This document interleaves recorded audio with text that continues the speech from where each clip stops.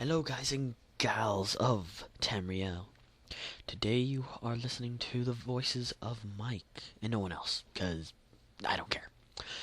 Today we shall be reading an excerpt from a second era book of Tamriel, the arms and armament of the many champions of different races during the second era. It's written by Longitus Attus. I believe so. Let me check. Yeah. And let's begin with starting with a show of force. Very forceful. While the villages of my youth are burned, and the revolting hordes of the dead bring their filth to my homeland, I, Longitus Attus, vow a most blood-soaked vengeance. I join with the other champions of Tamriel, briefly ignoring the shortfalls of my own animosity, in a broad pact to chase down every unnatural and foul spawn of Molag Bal, Gilvadil has been consumed. The fetid breath of corruption threatens to smother us all. We must strike at this present moment, instantly and with an unabashed fury, not to be contained. Rise, my fellow warriors, and fight for your homes and your livelihood. The purity of your very souls depends on your actions of valor. Those of the Fighters Guild know me. They have heard whispers of my unrelenting dedication to the gathering and classifying of every dagger, bow, and helm from across all lands, every mace, hammer, and breastplate from Daggerfall to Archon. From Sunhold to Necrom, some have become concerned about my dwindling personal fortune, spent not in the frivolous activities of the brandy drinker or the winch despoiler, but in the search for complete knowledge of arms and armor. I stroke the fires of my forge, and my implements are impressive. I barter fiercely with the merchants for the finest battle equipment, and now as the great and mighty gather on the charred soils of Cyrodiil, I appeal to my brethren and present my findings.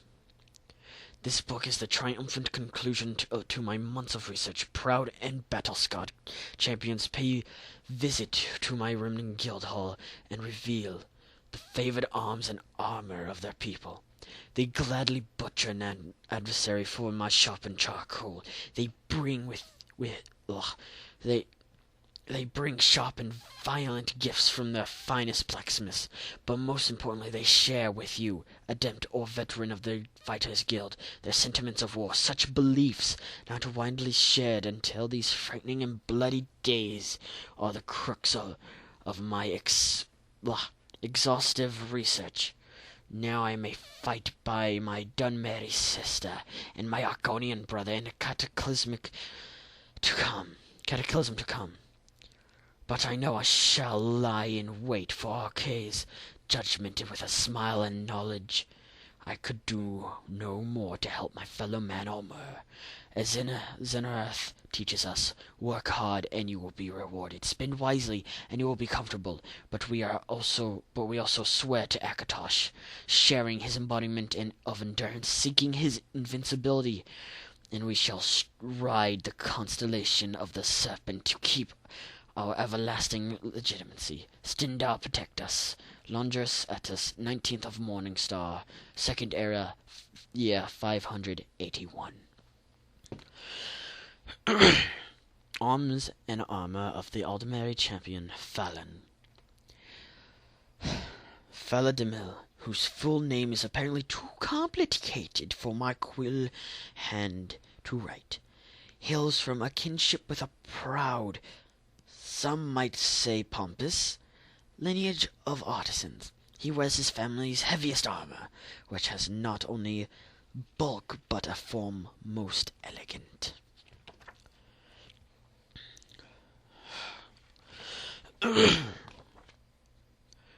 It took some gentle, purring persuasion on the part of the Khajiit champion, I really cannot say his name, Zabel Ra, to convince the aloof, golden-skinned inhabitant of Somerset Isles to arrive at our fighters' feast. But arrive he did, bringing a caravan of gleaming shields, winged helms, and spears dedicated Sorry. Dedicated to Fistmaster, the Guardian. Though we uncultured barbarians of the mainland had to sit through the copious waffle regarding of our shortfalls in battle, which almost brought the Nord champion to a seething, violent outburst, tempers were soothed with mead and some ferocious combat training.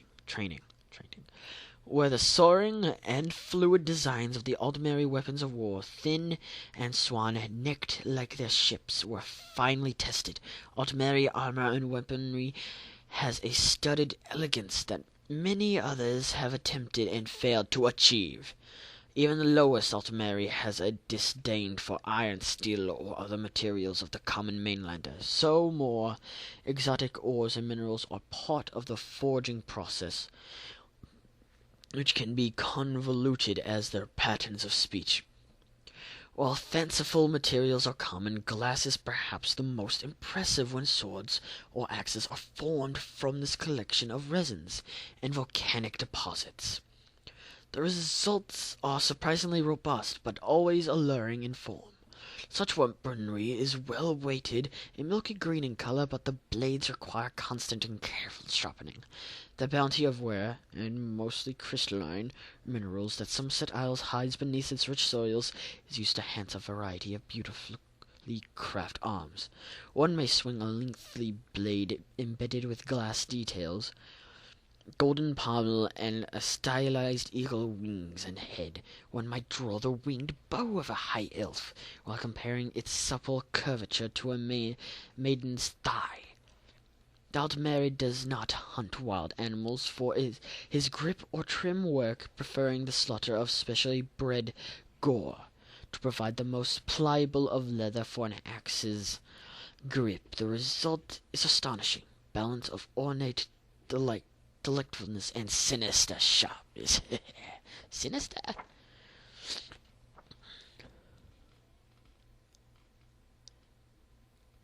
Sorry. We shall also be continuing on to the arms and armor of the Bajmeri champion, sight unseen. A Bajmer, a bow, and a slain Daedra, a plentiful sight within the great forest of Valenwood. Gossa has a great and length most charming to the eye, but a stink of smoked fungus most unbecoming. The Bajmer have a rather amusing wonderment for nature, and were this simply a predisposition to frolicking in the forest, I would have no cause for concern.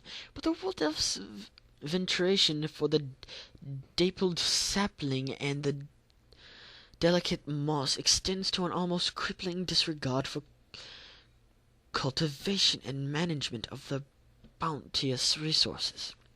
For despite being surrounded by the finest grunt oaks in the land, no Bajmer is permitted to craft arms or armor from plants.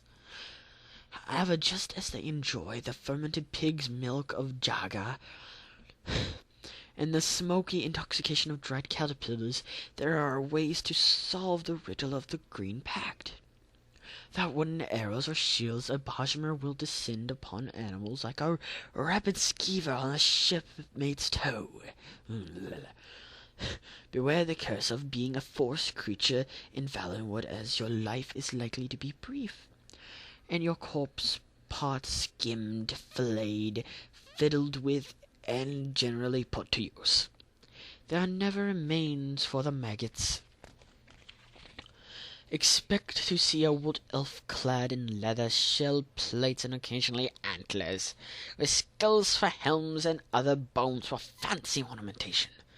For more robust protection, the strange insect resins and equally odd alchemical additives are combined to color and stiffen the placard and fold. As forge fires are banished from the realm of the Bajmer, hand weapons made from metal are rarely used. Within Valenwood, when a bow is out of reach, expect an axe, spear, or blade shaped from a jagged glass or flint stone grasp with a primitive hand holding a primitive bone handle. No, It is the bow for which the Bosmer craftsman is highly revered. Cunning concoctions of honey vinegar brought to the boil before other secretive elements are added improve the flexibility of the bone stick, and the time submerged greatly affects the form of the stick. Until the recent truce, most bowstrings were fashioned from Khajiit gut.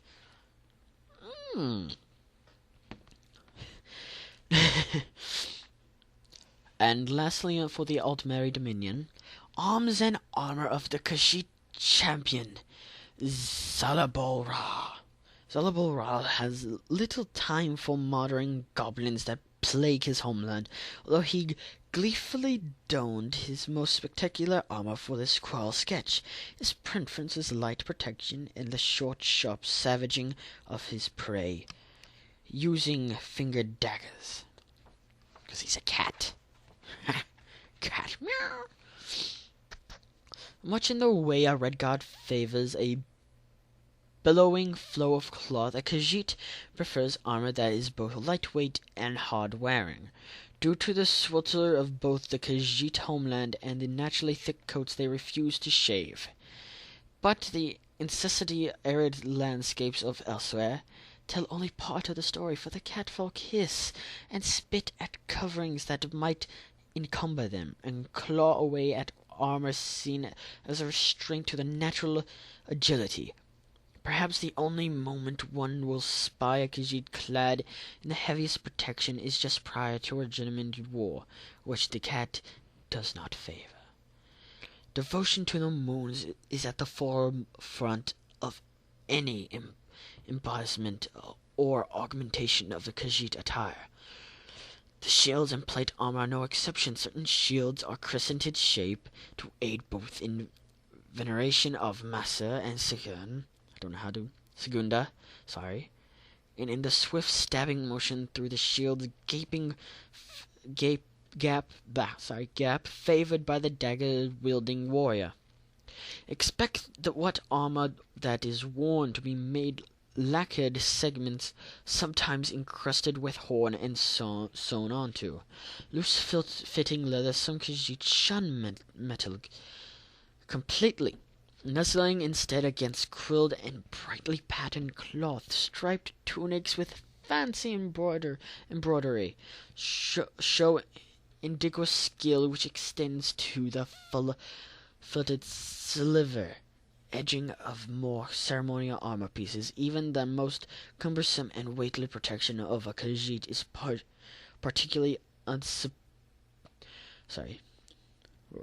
unsubstantial in nature when compared to that of a Nord, or especially an Orc. This is a Gashmer attire, with only vulnerable elements such as greaves and gauntlets receiving special attention. Instead, expect loose shawls, ribbons, and other trinkets to form decoration. But do not mistake the weapons for anything more than a collection of extremely sharp and ferocious slashing implements. While longbows and javelins are brought for hunts, the catfolk relish in supplementing their own claws with a wide variety of fiendish blades, ranging from the smallest punch dagger and smaller knives to the curved scimitar blade. When caressing a Khajiit's weapon of war, one must be careful not to catch oneself on a pointed edge. That is all for this time, fellow Sinister lovers. I must tell you that this has to be like the third take of this, but it was well worth it in the end, for it's for all of you, my subscribers. Thank you, and until next time, this has been Mike from Sinister Lore. Remember to subscribe. Thank you.